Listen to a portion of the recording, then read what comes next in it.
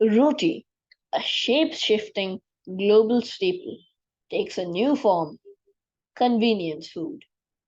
The bread has meant many things to many people, from South Asia to South America, and now a new generation is using it for a pizza, French toast, and more. Written by Priya Krishna.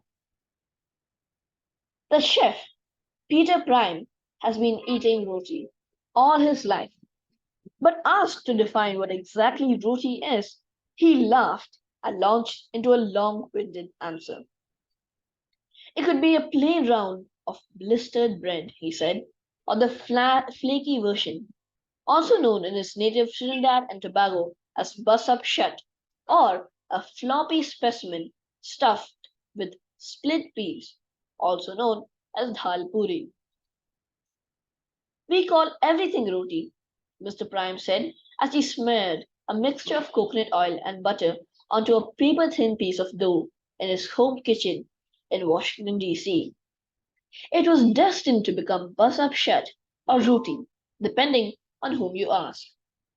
Roti is one of the world's most ubiquitous and shape shifting foods, a round, unleavened bread of uncertain origin that has spread around the world, changing every time it reaches a new country, region, or even household.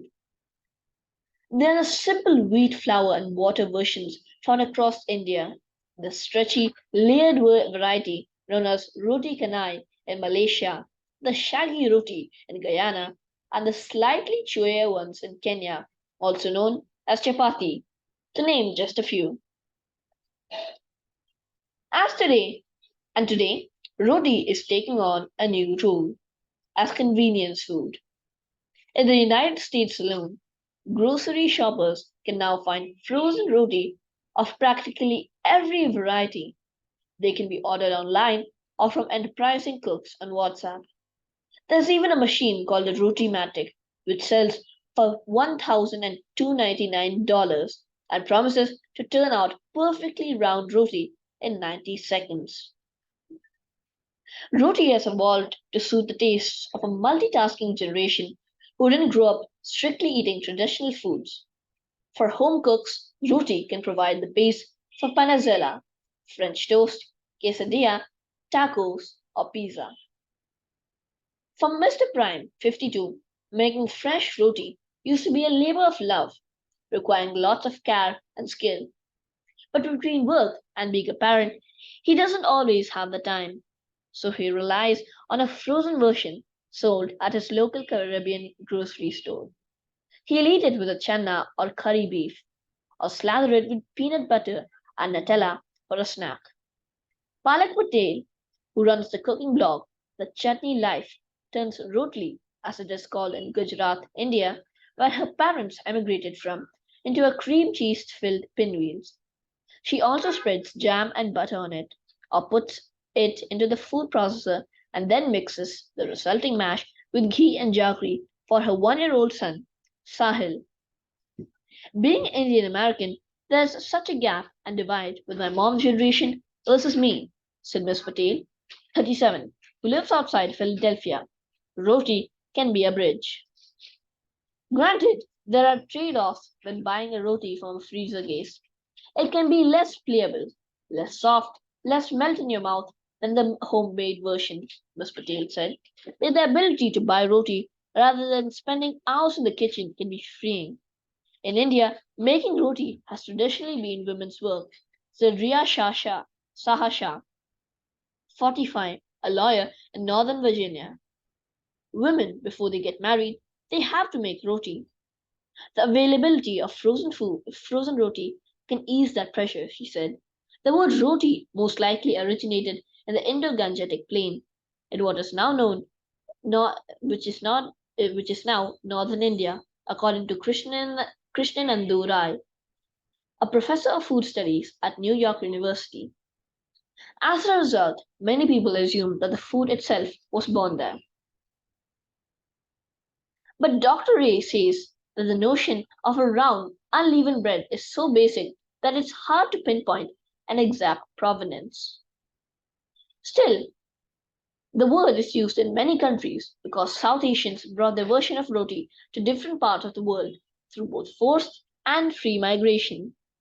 In the 19th and early 20th centuries, more than 1 million people were taken from the subcontinent to places like the Caribbean, Malaysia, and Thailand as indentured servants working on plantations, Dr. Ray said. During the same period, other South Asians traveled to these countries freely as merchants and in other roles. The basic recipe for roti evolved to suit the needs of each region, he said. Fat, like oil or butter, was often added to make the bread tastier and more durable. Refined flours took the place of whole wheat flour because they were cheaper and more shelf stable.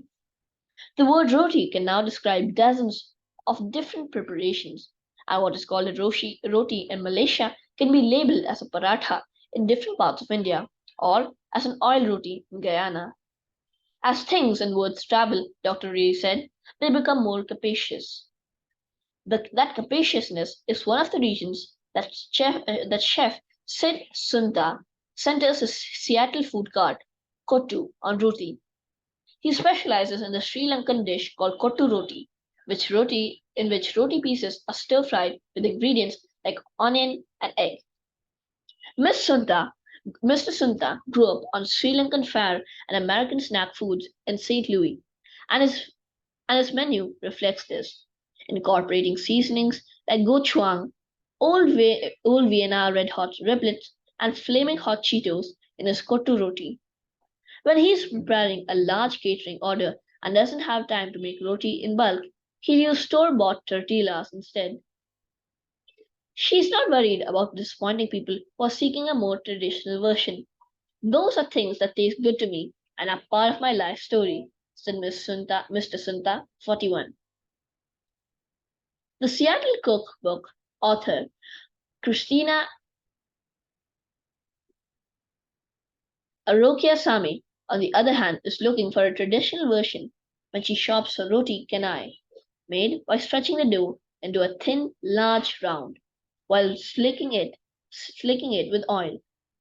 Miss Arokia Sami, 55, grew up buying roti canai for a few cents from a corner shop in Kuala Lumpur, Malaysia, and eating it with tea or coffee. She cooks frozen roti canai from the South Asian grocery store on the griddle, then claps it between her hands to make it an extra flaky, like the roti from her childhood. But it'll never taste as delicious as the fresh one, she said. It's a lot of work and artistry to make a roti. Still, when roti becomes a convenience food, people who didn't grow up with it get to try it. A decade ago, Lola Osinkulu, 39, a food writer in Muerta, California, tasted an East African roti, also known as chapati. Immediately, I fell in love with it, she said. She now buys the frozen version regularly, and when she doesn't have a loaf of bread in the house, she'll dip roti in an egg and cinnamon batter and make a variation on French toast. Making the Indian version of roti reminded Mihela Pakurar, 40, a freelance editor in Belmont, Massachusetts, of Planet. The stuffed flatbreads her grandmother would make in a cast iron stove in Romania, where Miss Pakurar grew up. She has since found all manners of uses for roti, rolled up with eggs and chutney for breakfast, or torn into pieces to make pananzela. She and her husband also occasionally host Passover Seder, but they don't like matzo. So a few years ago, they started a new Seder tradition, roti. Thank you for reading. Now, here are a few hard words which I found would be interesting. The first word is blister. Blister means a small bubble on the skin filled with serum and caused by friction, burning, or other damage. The second word is pliable. Pliable means easily bent, flexible, or easily influenced. Thank you for reading this New York Times article.